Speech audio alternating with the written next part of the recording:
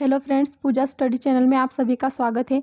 आज मैं आपको जो साइकोलॉजी का टेस्ट होता है उसके अंतर्गत जो 5 टेस्ट आते हैं, जैसे इंटरेस्ट टेस्ट यानी अभिरुचि परीक्षण, एडजस्टमेंट टेस्ट यानी समायोजन परीक्षण, पर्सनैलिटी व्यक्तित्व परीक्षण, अचीवमेंट उपलब्धि परीक्षण और इंटेलिजेंस यानी बुद्धि परीक्षण। ये जो फ्रंट पेपर होता है यह हमें कॉलेज से मिल जाता है। इसके अंतर्गत हमें अपना नाम लिखना होता है, सब्जेक्ट कौन सा टेस्ट है यानी साइकोलॉजी का टेस्ट, मनोविज्ञान का टेस्ट है, और इसका रोल नंबर हमें यहाँ लिखना होता है। सो फ्रेंड्स, ये EIR शीट है जो एजुकेशनल इंटरेस्ट रिकॉर्ड, ये जो शैक्षिक रुचि प्रपत्र होता है, इसको कैसे हल करते हैं, इसको सॉल्व कैसे किया जाता है, ये हमने पहले वीडियो में आपको बता दिया है, तो आप हमारे चैनल में जाकर देख सकते हैं। तो फ्रेंड्स, जो अभिरुचि परीक्षण के अंतर्गत जो शैक्षिक रुचि प्रपत्र होता है उसको हमने हल किया है। इसके पश्चात हमें क्या पढ़ना है मैं आपको वीडियो में बता रही हूँ। तो फ्रेंड्स, साइकोलॉजी का यानी मनोविज्ञान का जो फर्स्ट प्रैक्टिकल है उसके अंतर्गत हमारा पहला परीक्षण है अभिरुचि परीक्षण यानी परीक्षण क्रमांक 1।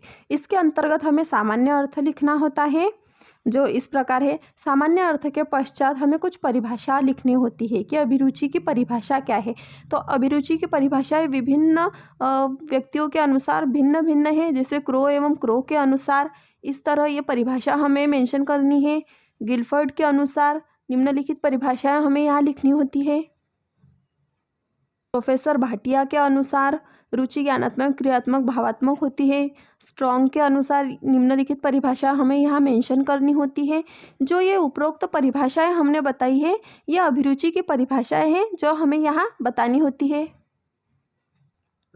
परिभाषाओं के पश्चात हमारा नेक्स्ट पॉइंट आता है अभिरुचि की विशेषताएं। अभिरुचि की विशेषताएं क्या होती है, उसकी क्वालिटीज़ क्या होती है, यह हमें विशेषताओं के अंतर्गत बताना होता है। यहाँ हमने 7 विशेषताएं बताई है। विशेषताओं के पश्चात हमारा नेक्स्ट पॉइंट है अभिरुचि के प्रकार। अतः अभिरुचि कितने प्रकार की होती है यह हमें बतानी होती है। तो फ्रेंड्स, अभिरुचि 3 प्रकार की होती है, जैसे प्रदर्शित अभिरुचि, व्यक्तिगत अभिव्यक्त रुचि, परीक्षित रुचि। यहाँ 3 प्रकार की अभिरुचि हमने बताई है। उसके पश्चात हमारा नेक्स्ट पॉइंट आता है अभिरुचि के क्षेत्र। अभिरुचि के जो क्षेत्र होते हैं वो निम्नलिखित होते हैं, जैसे इसमें कितने सब्जेक्ट को मेंशन किया गया होता है, तो जैसे कृषि, वाणिज्य, ललित कला, गृह विज्ञान, मानवशास्त्र, विज्ञान तथा तकनीकी। अभिरुचि के क्षेत्र के पश्चात हमें परीक्षण समस्या होती है, यानी परीक्षण समस्या के अंतर्गत आता क्या है। तो फ्रेंड्स, परीक्षण समस्या के अंतर्गत हमें रुचि परीक्षण द्वारा व्यक्ति की विभिन्न क्षेत्रों में रुचि का पता लगाना होता है। तो जो हमने आपको शैक्षिक प्रपत्र हल करवाया था उससे हमें यह पता चलता है कि विद्यार्थी की रुचि किस क्षेत्र में है, किस विषय में है। परीक्षण समस्या के अंतर्गत हमें निम्न कॉलम भरने होते हैं, जैसे परीक्षणकर्ता का नाम। परीक्षणकर्ता का नाम मीन्स जो पुपिल टीचर है, छात्रा अध्यापिका या छात्र अध्यापक है, इस परीक्षणकर्ता के नाम के अंतर्गत उसका नाम आता है। प्रयोज्य का नाम, प्रयोज्य के नाम के अंतर्गत किस विद्यार्थी से हल करवाया जा रहा है उस विद्यार्थी का नाम प्रयोज्य के नाम के अंतर्गत आता है। कक्षा, वो विद्यार्थी कौन सी कक्षा में है, कक्षा यहाँ आती है। विद्यार्थी कौन सी स्कूल में पढ़ता है या कौन से विद्यालय में पढ़ता है, उस विद्यालय का नाम यहाँ आता है। विद्यार्थी की आयु कितनी है, आयु को यहाँ मेंशन किया जाता है। लिंग यानी विद्यार्थी बालक है या बालिका, वो यहाँ लिखा जाता है। पिता का व्यवसाय, विद्यार्थी के पिताजी का व्यवसाय क्या है उस व्यवसाय को यहाँ लिख दीजिए। और आय, उनकी जो वार्षिक सालाना आय होती है वो आय यहाँ लिख दीजिए। नेक्स्ट है ग्रामीण या शहरी, विद्यार्थी ग्राम में रहता है या शहर में, वो यहाँ लिखना होता है। दिनांक, ये दिनांक के अंतर्गत जो शैक्षिक रुचि प्रपत्र है अभिरुचि परीक्षण, विद्यार्थी किस दिनांकों को परीक्षण करता हल करवा रहा है उसकी दिनांक हमें यहाँ लिखनी होती है। तो प्रयोज्य की दशा, प्रयोज्य यानी विद्यार्थी से अभिरुचि परीक्षण किस स्थिति में हल करवाया जा रहा है उसकी दशा लिख दीजिए यहाँ सामान्य। और वातावरण किस प्रकार का था यहाँ, वो हमें लिखना है शांत। अगला पॉइंट आता है हमारा यंत्र एवं उपकरण। इसके अंतर्गत यह आता है कि ये किसके द्वारा निर्माण किया गया है। तो ये जो अभिरुचि परीक्षण है डॉक्टर SP कुलश्रेष्ठ के द्वारा निर्मित किया गया है, और इसके अंतर्गत क्या क्या हमें उपकरण की आवश्यकता होती है उन उपकरणों को दर्शाया जाता है, जैसे रुचि प्रपत्र, मैनुअल, पेंसिल एवं स्टॉप वॉच। इसका उपयोग हमें अभिरुचि परीक्षण के अंतर्गत करना होता है। नेक्स्ट पॉइंट आता है हमारा परीक्षण पद्धति।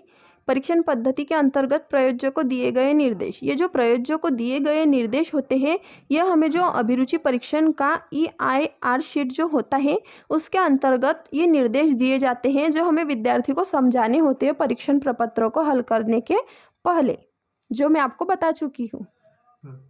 फ्रेंड्स, जो शैक्षिक रुचि प्रपत्र होता है उसको सॉल्व करने के पश्चात हमें 2 टेबल बनानी होती है। टेबल नंबर 1 प्रदत्त तालिका और टेबल नंबर 2 विश्लेषण तालिका। प्रदत्त तालिका के अंतर्गत हमें 3 कॉलम बनाने होते हैं, रुचि क्षेत्र, चिन्ह और प्राप्तांक। रुचि क्षेत्र के अंतर्गत हमें 7 सब्जेक्ट यानी 7 विषयों के नाम लिखने होते हैं। चिन्ह यानी उनको शॉर्ट किस फॉर्म से दर्शा रहे हैं, जैसे हम एग्रीकल्चर को AG से दर्शाते हैं, कॉमर्स को CO से, वैसे ही सभी विषय को अलग अलग हम अल्फ़ाबेट से दर्शाते हैं, वो चिन्हों के अंतर्गत लिखना है।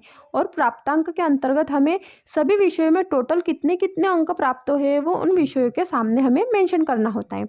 सेकंड तालिका होती है हमारी टेबल नंबर 2 विश्लेषण तालिका। ये जो विश्लेषण तालिका होती है ये हमने जो शैक्षिक रुचि प्रपत्र हल किया है उसके अंतर्गत जो ग्राफ बनाया जाता है उसके आधार पर हमने ये विश्लेषण तालिका बनाई है। आप हमारा जो शैक्षिक रुचि प्रपत्र सॉल्व किया है उसके अंतर्गत हमारी तालिका को हमारे ग्राफ को देखकर इस तालिका का विश्लेषण कर सकते हैं कि हमने विश्लेषण तालिका ग्राफ के आधार पर किस तरह से बनाई है। विश्लेषण प्राप्तांकों के आधार पर, ये जो विश्लेषण प्राप्तांकों के आधार पर बनाए हमने, जो सामान्य रिपोर्ट होती है उसके आधार पर ये विश्लेषण प्राप्तांक बनाए जाते हैं। हमारा अगला पॉइंट आता है प्रयोग की विधि। प्रयोग की विधि के अंतर्गत हमें यह बताया जाता है कि परीक्षणकर्ता ने विद्यार्थी को क्या यानी प्रयोज्य को क्या निर्देश दिए और प्रयोज्य को ये प्रयोग करने की विधि किस तरह से होती है, यह प्रयोग की विधि के अंतर्गत बताया जाता है। नेक्स्ट पॉइंट आता है हमारा परिणाम विश्लेषण। परिणाम एवं विश्लेषण सभी विद्यार्थियों के अलग अलग आ सकते हैं। क्यों?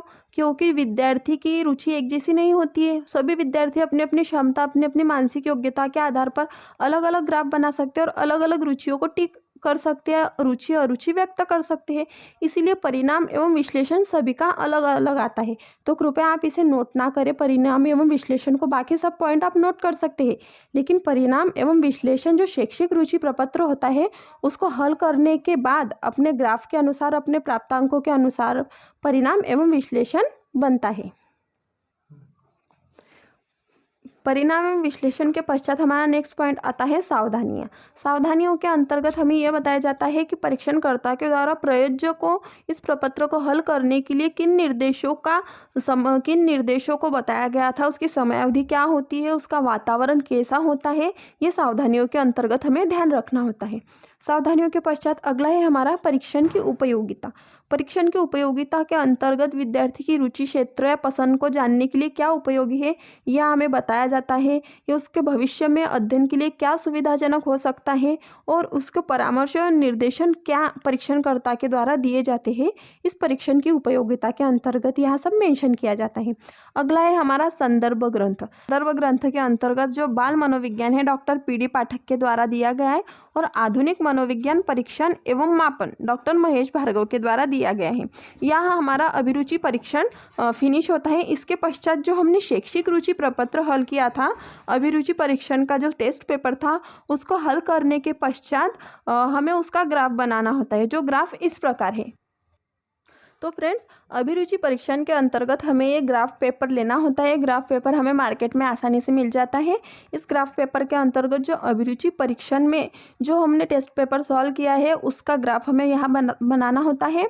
यहाँ पर हमें 2 लाइन खींचनी है, जैसे x और y, इस ऊपर से नीचे और दाएं से बाएं इसे ग्राफ बनता है। यहाँ पर मार्क्स ओबीडिएंट, यहाँ पर मार्क्स लिखने होते हैं हमें और यहाँ पे सब्जेक्ट के नाम लिखने होते हैं। तो जैसे हमने यहाँ लिखा है अभिरुचि परीक्षण, पैमाना 1, खाना 1 अंक, यानी एक एक बॉक्स के खाने में हमने एक एक अंकों को मेंशन किया है। जैसे 1, 2, 3, 4 ऐसे हमने 14 तक यहाँ पर अंक लिखे हैं। तो फ्रेंड्स, यहाँ पर हमें स्कोर्स हमें ध्यान रखने होते हैं सब्जेक्ट के। जैसे AG है यानी एग्रीकल्चर, तो फ्रेंड्स हमारी जो शैक्षिक रुचि प्रपत्र जो हमने फर्स्ट में हल किया था उसके मार्क्स होते हैं। जैसे AG में हमें कितने टोटल अंक प्राप्त हुए थे, जैसे AG में हमें 8 अंक प्राप्त हुए थे। तो ये लाइन टू लाइन हमें बराबर ध्यान रखना होता है, नहीं तो हमारा गलत हो जाता है। तो जैसे एजी एक एक बॉक्स के अंतर्गत हमें एजी से लेकर 8 तक यहाँ पर डैश करना है और यहाँ तक ये लाइन खींच के यहाँ तक इसको दर्शाना है। वैसे ही हमें कॉमर्स में कितने अंक आए थे, तो कॉमर्स में हमारे 7 अंक आए थे। तो ये 7 के सामने हमने एक ग्राफ बनाया है, यहाँ पर एक बॉक्स बनाए हैं। वैसे फाइन आर्ट में हमें 12 अंक प्राप्त हुए थे, तो फाइन आर्ट में हमने 12 अंक तक दर्शाया है ये यहाँ। फिर होम साइंस में हमें 11 अंक मिले थे, तो होम साइंस सब्जेक्ट के ऊपर हमने ये 11 अंक यहाँ दर्शाए हैं। वैसे ही ह्यूमैनिटी में हमें 4 अंक मिले इस सब्जेक्ट में, तो हमने 4 अंक इस 4 के सामने यहाँ दर्शाए हैं ह्यूमैनिटी में। वैसे साइंस में 4 अंक मिले हैं, तो 4 अंक हमने इसके सामने, ये आपके जो पॉइंट है इस नंबर, जो भी नंबर आता है ना उसके सामने सामने आपको दर्शाना होता है। और लास्ट सब्जेक्ट था हमारा टेक्नोलॉजी, तो टेक्नोलॉजी के अंतर्गत हमें 2 मिले हैं, तो यहाँ 2। इस प्रकार हमें एक ग्राफ बनाना होता है जो अभिरुचि परीक्षण के अंतर्गत आता है। यहाँ पर हमारा अभिरुचि परीक्षण का ग्राफ खत्म होता है। तो फ्रेंड्स, अगर आपको मेरा वीडियो पसंद आया हो तो प्लीज़ मेरे वीडियो को लाइक, शेयर एंड सब्सक्राइब ज़रूर कीजिए और हाँ, बेल आइकन बटन को प्रेस करना ना भूलें, ताकि मैं ऐसे ही आपके लिए इंटरेस्टेड वीडियो लेकर आती रहूँगी, जिससे कि आपको जो भी वीडियो मैं अपलोड करूँ उसकी नोटिफिकेशन आपको डायरेक्ट जल्द से जल्द मिल जाए। Thank you.